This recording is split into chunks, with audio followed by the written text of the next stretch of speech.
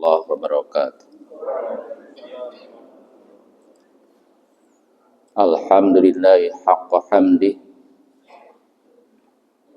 wa syukrillahi haqqa syukri, la hawla wa la quwata illa billahi wahdah wa la na'budu illa iyyah. Asyhadu an la ilaha illallah wahdahu la syarikalah wa asyhadu anna Muhammadan abduhu wa rasuluhu la nabiyya wa la rasula ba'dah.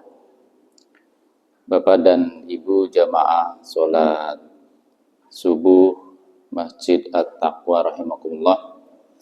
Puji dan syukur kita kepada Allah Subhanahu wa taala karena pada pagi hari ini kita masih diberikan kenikmatan oleh Allah, nikmat sehat, nikmat iman, dan juga nikmat-nikmat yang lain. Salat wa salam mudah-mudahan dilimpahkan kepada junjungan kita yakni Nabi besar Muhammad sallallahu alaihi wasallam.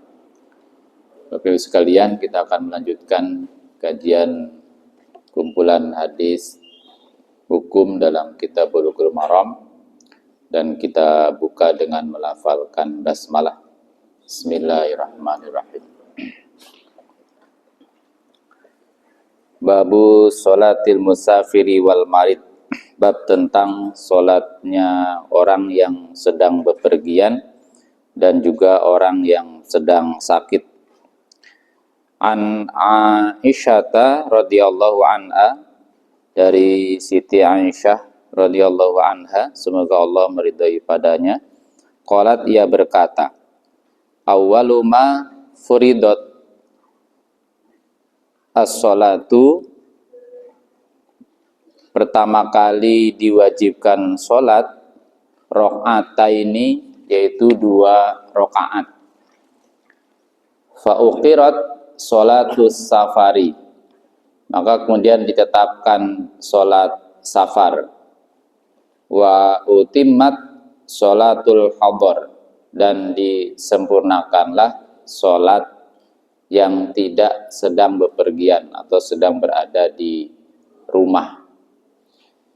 Walil Bukhari, dan riwayat Imam Bukhari, hadis tadi diriwayatkan oleh Bukhari dan Muslim, tapi dalam satu redaksi hadis dari Imam Bukhari, tsumma hajaro, kemudian Nabi berhijrah, fa furidat arba'an, kemudian diwajibkanlah sholat menjadi 4 rakaat. Wa uqirat sholatus safari alal awwali, kemudian ditetapkanlah sholat safar sejak awal, yaitu 2 rakaat. Kemudian hadis yang ketiga masih menegaskan hadis yang 2 hadis di atas.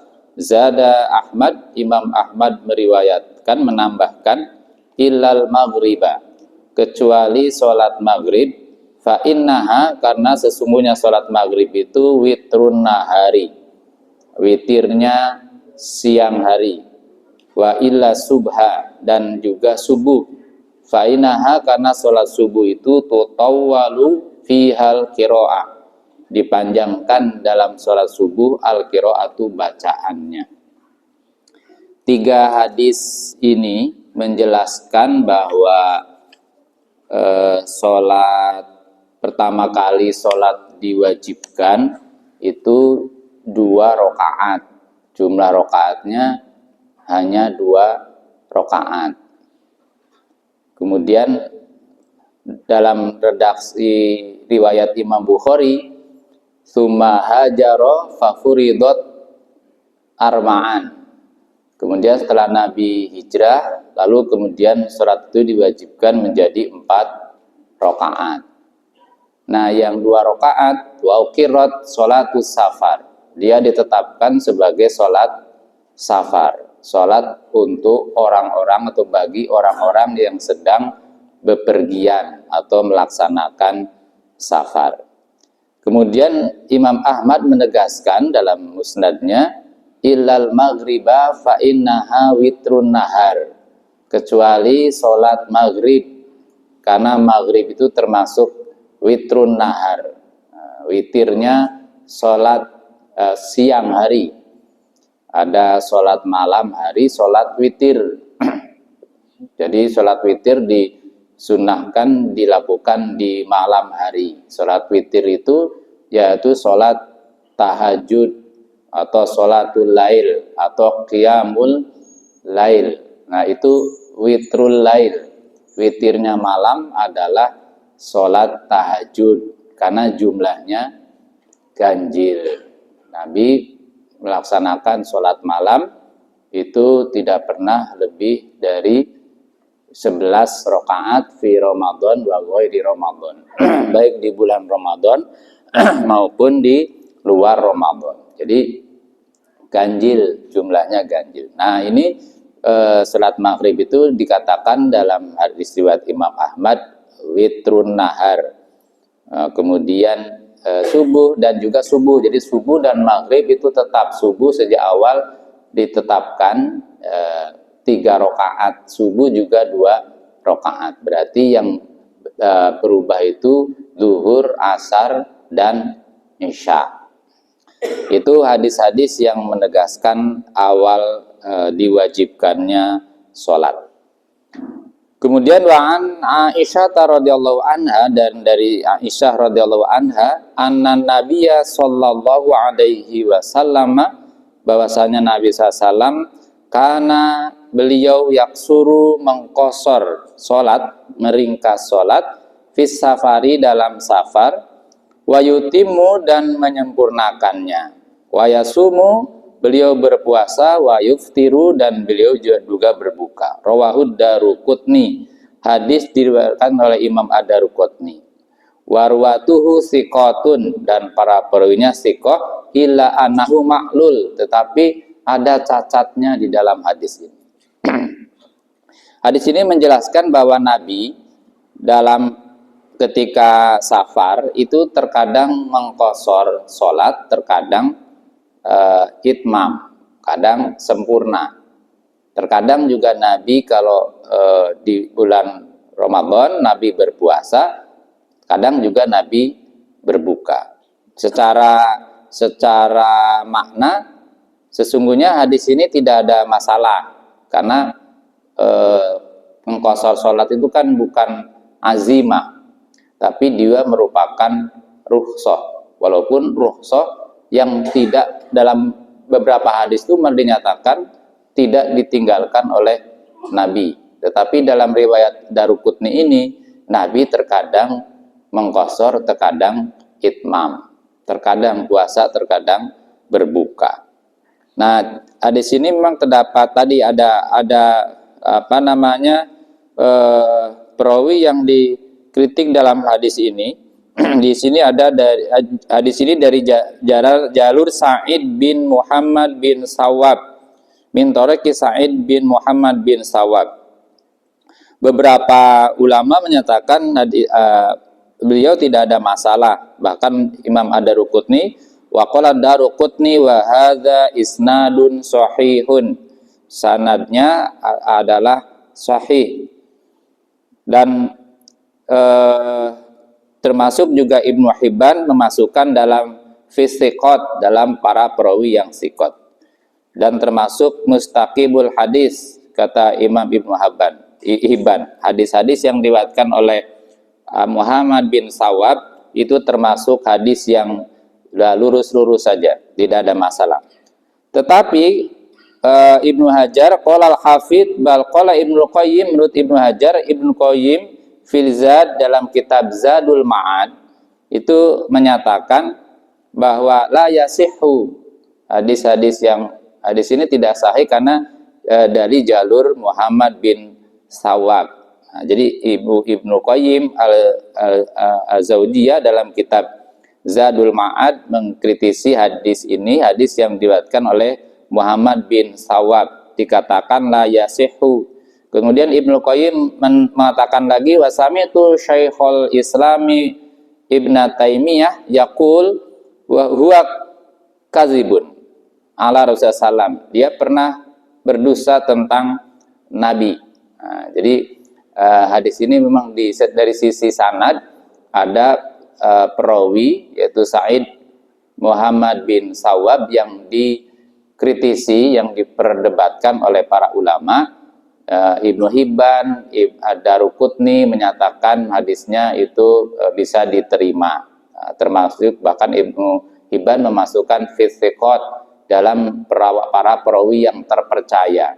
Tetapi Ibnu Qayyim itu sebaliknya, termasuk Ibnu Taimiyah yang dikutip oleh Ibnu Qayyim itu menyatakan bahwa hadis ini tidak sahih, yang diriwayatkan dari jalur Sa'id Muhammad bin Sawab. Tetapi sekali lagi bahwa maknanya kalau kita lihat antara pengertian rukhsah dan azimah, maka tidak ada masalah. Orang safar kemudian dia mau itmam sholatnya, itu juga tidak masalah, tidak terlarang. Tetapi meskipun Nabi dalam beberapa hadis itu selalu mengambil rukhsah itu. Nanti beberapa hadis menyatakan tentang rukhsah yang dijelaskan oleh Nabi. Nah, perbuatan tadi ada hadis dari riwayat Imam Baihaqi, wal mahfuz an Aisyata min fi'liha. Wa qalat, dan Siti Aisyah berkata, innahu la yashukku alayya. Apa yang diriwayatkan oleh Imam Daruqutni dalam keterangan berikutnya itu sesungguhnya merupakan perbuatan dari Siti Aisyah. Berarti tidak sampai kepada Nabi. Bahkan Siti menyatakan innahu la yashukku alayya, karena hal itu tidak memberatkan bagiku. Artinya kalau tidak memberatkan terus itmam gitu. Kalau kemudian memberatkan kemudian mengqashar. Nah, maka kalau dilihat dari pernyataan ini berarti ilat yang dijadikan dasarnya adalah masyaqqah.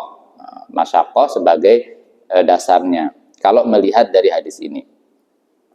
Wa Ibnu Umar, dari Ibnu Umar qala, ia berkata, qala Rasulullah sallallahu alaihi wasallam, innallaha, sesungguhnya Allah itu yuhibbu, Allah mencintai, menyenangi, antukta rukhasuhu, untuk supaya diterima, dikerjakan rukhsahnya, diambil rukhsahnya.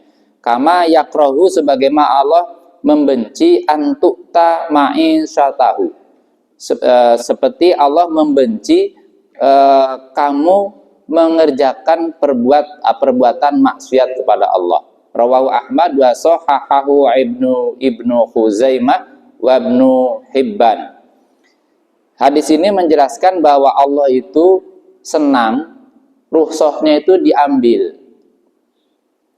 Seperti Allah, dibandingkan Allah tidak senang kalau orang berbuat maksiat. Nah, jadi seakan-akan mendekati ke harus diambil gitu ya. Kalau melihat, jadi Allah itu mencintai supaya rukhsah yang diberikan kepada kita itu diambil, tidak dibiarkan. Kemudian dalam satu redaksi yang lain yang diriwayatkan dari Ibnu Hibban juga, jalur Ibnu Abbas, yang di atas dari Ibnu Umar. Wa fi riwayatin, dalam satu riwayat, kama yuhibbu an tu'ta azaimu, sebagaimana Allah menyenangi kamu melaksanakan azimahnya, azimahnya, atau kewajibannya.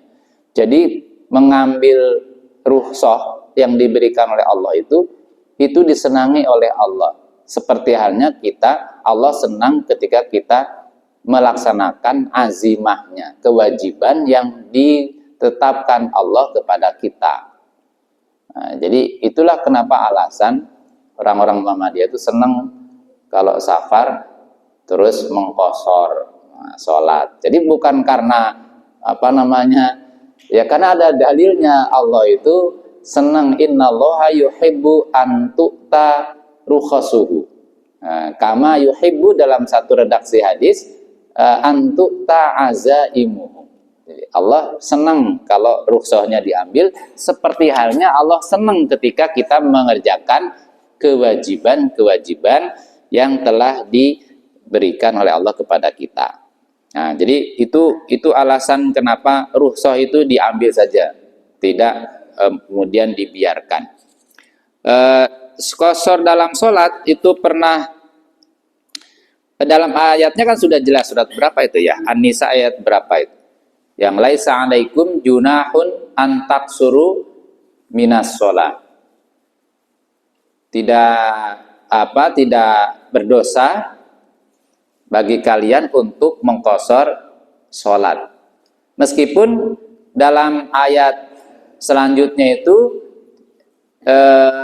in khiftum ayaftinakumul ladzina kafaru, jika kamu takut diserang oleh musuh. Kalau melihat ini kan seakan-akan mengqashar sholat itu dibolehkan ketika terjadi darurat, kondisi perang itu ya, kondisi ketakutan.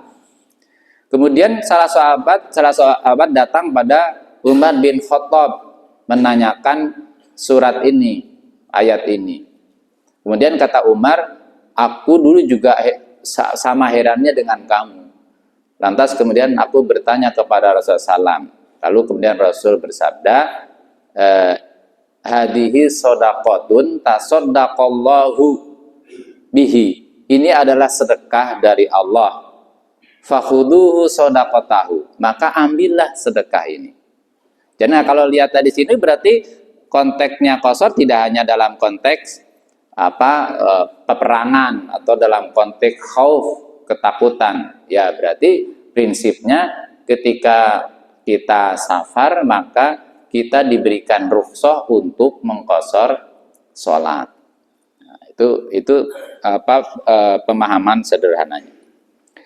Kemudian wa an Anasin radhiyallahu anhu, dari Anas radhiyallahu an qala, ia berkata, karena Rasulullah SAW adalah Rasulullah SAW idza kharaja, apabila Rasul keluar masirata salasati amyal, jarak 3 mil, au farosika atau 3 farsah, sholat rokaatain, maka Rasul sholat 2 rakaat. Rasul kalau bepergian dengan jarak 3 mil atau 3 farsah, maka Rasul mengqashar sholatnya hanya 2 rakaat. Rawahu Muslim, hadis diriwayatkan oleh Imam Muslim. Tapi ada pernyataan di dalam hadis ini bahwa Syu'bah, perawi hadis ini menyatakan asyu'batu syak. Syu'bah itu merasa ragu.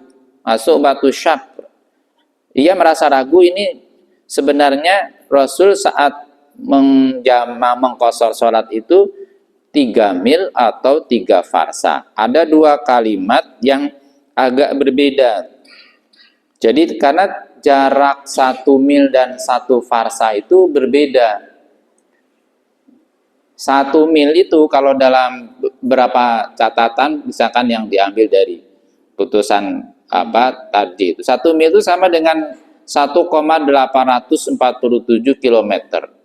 Hampir 2 kilo ya. Hampir 2 kilo. 1 farsa itu sama dengan 3 mil. Lah kalau 3 mil, kalau 1 farsa, 1 milnya 1,847, ya hampir 2 mil ya. Itu berarti 1 farsanya itu sama dengan 1 farsa dengan 3 mil, berarti 3 mil itu 5,5 kilometer. Kalau pakai jarak ya, kalau pakai jarak. Ya, kalau 3 farsa berarti 5,5 dikali 3, sekitar 16-an kilometer. Nah, 16 itu dari sini kemana? 16 sampai Kaliurang, belum sampai gerbang Kaliurang sudah 16 kilometer. Ya. Kalau Wonosari ya sekitar 40 ya, mungkin dari sini ke Wonosari 40 kilometer. Kalau pakai jarak itu. Nah, memang ada perbedaan pendapat, kata Ibnu Hajar, ada sekitar 20 pendapat terkait dengan alasan kebolehan mengqashar sholat ini. Di antaranya tadi ada yang pakai hadis ini Imam Muslim. Jadi ya 3 mil atau salah satu amyal atau salah satu farosih, 3 mil atau 3 farsa. Nah, kalau disuruh milih, mungkin pilihnya yang 3 mil, karena pendek kan 3 mil, cuma 5,5 kilometer, 5,5 meter sini sama sampai mana sudah kosor. Pendek. Tapi kalau pakai tiga farsah berarti sekitar 16-an koma sekian kilometer. Ada yang berpendapat ya pakai hadis ini karena hadisnya ini yang paling tegas tentang jarak dan hadis yang paling kuat yang menegaskan tentang jarak qashar. Kalau mau pakai jarak. Karena ada hadis lain juga yang menyatakan 4 burud. Jadi dari Abdul Wahab bin Mujahid, Anna Rasulullah SAW qala ya ahla Makkah, wahai ahli Makkah, la taksuru fi sholati, janganlah kamu mengqashar salat fi adna min arba'ati burudin, yang kurang dari 4 burud, mim Makkah ila Asfan, dari Mekah sampai Asfan. Nah, 4 burud itu sama dengan 16 farsah. Sekitar kalau dihitung itu pakai dikonversi ke kilometer sekitar 80 sampai 88 kilometer. 80 agak jauh ini. Pantai Parangtritis belum bisa jama, kalau belum bisa qashar maksudnya, bukan jama. Kalau jama nanti bisa lebih fleksibel. Jadi belum bisa qashar. Tetapi hadis ini diriwayatkan Imam Ad-Daruqutni, terdapat 2 perawi yang oleh kata Ibnu Hajar sebagai perawi yang dhaif, perawi yang lemah. Yang pertama Ismail bin Ayyas, yang kedua Abdul Wahab bin Mujahid. Nah, 2 perawi dalam hadis ini adalah para perawi yang dhaif. Karena dhaif, para kritikus hadis tidak mau terima hadis ini, maka hadis ini dikategorikan sebagai hadis dhaif. Jadi yang 4 burud itu hadisnya tidak kuat, apalagi kalau disandingkan dengan hadis riwayat Imam Muslim yang tadi yang lebih kuat. Maka kemudian ya 4 burud itu 80 sampai 88 itu semakin tidak bisa dijadikan sebagai pedoman atau patokan. Ada juga yang menggunakan 6 mil karena berdasarkan hadis yang Nabi pernah menjamak sholat dari Mekah pergi ke Zulhulaifah. Nah, di ukur-ukur itu sekitar ya 34 kilometer dari Mekah ke Zulhulaifah. Ada yang menghitung itu jaraknya dari itu, maka kemudian ketemu 6 mil. Nah, kalau tadi 3 mil, kemudian ada yang 9 mil kan sama dengan 3 farsah tadi. Kemudian ada yang 4 burud tadi. Kemudian ada yang pakainya 3 hari perjalanan. Itu dia menggunakan dalil tentang mashul khuffain, mengusap kedua sepatu. Yang bagi musafir itu kan berlaku 3 hari 3 malam, kalau tidak batal. Kalau yang bagi yang di rumah tidak bepergian 1 hari 1 malam. Nah, jadi 3 hari tidak dilepas sepatunya, bisa dipakai untuk sholat. Nah, yang kelima itu berdasarkan ilat. Ya, kalau ilat, jadi pokoknya yang menjadi ilatnya adalah safarnya. Jadi tidak pakai jarak, karena pakai jarak ternyata beda-beda.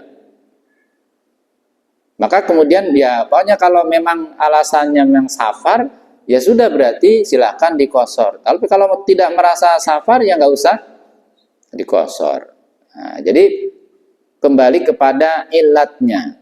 Al-hukmu yaduru ma'illatihi wujudan wa adaman. Hukum berkisar pada ada dan tidak adanya ilat, alasan hukum. Kalau ada ilat silahkan diqashar, kalau tidak ya jangan sampai terus ada Baitul Arqam, asal Baitul Arqam terus diqashar. Nah, Baitul Arqamnya di tempatnya sendiri terus diqashar. Nah, jadi itu perbedaan pendapat di kalangan para ulama terkait dengan jarak. Jadi kalau kalau kita kembali kepada ilatnya saja, kalau ilatnya safar ya silakan karena kalau ilatnya pakai masakot juga agak rumit kalau sekarang. Karena kalau masakotnya orang dari sini jalan ke Parangtritis dengan naik pesawat ke Jakarta kan lebih masakot jalan kaki ke jangan Parangtritis terlalu jauh kalau Parangtritis ya. Kita dari sini jalan ke Giwangan aja, apalagi panas-panas itu masyakot itu berat daripada naik pesawat dari Iya ke Jakarta, pakainya Garuda lagi, eksekutif lagi, duduk dikasih makan terus tidur, bangun-bangun sudah sampai di Jakarta lah, nggak ada masakotnya. Beratnya apa? Nggak ada beratnya. Nah tapi kalau pakai safar ya pokoknya mau masakot nggak masakot, kalau itu safar maka bisa di kosor sholatnya. Nah, jadi ini terkait dengan tadi karena pada prinsipnya kan tidak ada masalah kita mau kosor ataupun itmam, tetapi tadi hadis menyatakan innallaha yuhibbu an tu'ta rukhasahu kama yakrahu an tu'ta ma'isatu. Jadi kalau diambilnya rukhsah itu kalau disandingkan dengan kebencian Allah terhadap sebuah kemaksiatan, berarti kan rukhsah itu harus diambil. Paling tidak ya ditekan harus lebih utama untuk diambil. Kalau harus kan jadi azimah. Jadi utamanya kalau rukhsah itu diambil. Artinya kalau kita sedang safar ya qashar, tidak usah itmam karena itu bagian dari keutamaan. Yang utama itu yang lebih, kan kita cari keutamaan. Sholat juga kita kan mencari keutamaan. Sholat 5 waktu kita mencari yang paling utama di mana? Di utama itu di awal waktu. Afdhalus sholat fi awwali waktiha. Nah, sholatnya yang paling utama sholat itu di awal waktu. Kewajibannya pada waktunya. Pada waktunya kalau duhur dari jam setelah tergelincir jam 12 lebih 30 menit sampai dengan jam 15. Itu waktu sholat. Nah, ada keutamaannya di awalnya itu. Nah, afdhalus sholatnya. Sholat jamaah juga begitu, sholat juga begitu sholat, tapi ada yang afdol, yang utama, apa? Jamaah. Nah, sholatul jamaah afdolu min sholatil fard. Kewajibannya sholat, tapi keutamaannya jamaah. Nah itu dia keutamaan itu yang kemudian didorong untuk dilakukan. Maka Rasul kan ketika mau memerintahkan sholat jamaah sampai dalam hadis itu sempat ingin tadi itu membakar rumah itu kan. Saking ingin, padahal jamaah sendiri kan afdol sholatul jamaah afdol kan gitu. Berarti memang rukhsah itu ambil bagian dari keutamaan. Jadi kalau dianalogikan ke sholat jamaah, bagaimana Rasul ingin sekali supaya mereka sholat jamaah, itu kan berarti sama tuh analoginya. Jadi harus sebisa mungkin untuk bisa dilakukan. Baik, saya kira itu mungkin sudah berapa 5 atau 6 hadis yang bisa kita bacakan karena sudah jam 5 lebih 35 menit. Mudah-mudahan menjadi pengetahuan dan sekaligus bisa diamalkan. Ini kan bisa kalau langsung bisa dipraktekkan. Kalau safar, kalau tidak safar ya tidak usah dipraktekkan. Praktekkan yang itmam saja. Itu saja barangkali yang bisa saya sampaikan. Monggo. Itu kan kalau itu tadi yang disampaikan kalau kalau biasanya kan gabung antara jamak dan qashar. Oke. Ya, qashar itu bisa dijamak bisa tidak. Jadi kalau misalkan berangkatnya setelah zuhur, berarti zuhurnya kan di rumah 4 rakaat. Nah, nanti pas di perjalanan asar berarti qashar tanpa jamak. Tapi berangkatnya sebelum zuhur, di perjalanan sudah adzan mau jamak takdim, berarti menjamak qashar 2 rakaat zuhur, 2 rakaat asar. Jadi qashar itu tidak identik dengan jamak. Ya, bisa satu waktu, bisa 2 waktu atau jamak. Ya. Yang berpergian itu tadi utamanya qasharnya itu ya. Ya, itu afdholiyah, keutamaan. Baik, kita tutup baca hamdalah. Alhamdulillahirabbil alamin. Assalamualaikum warahmatullahi wabarakatuh.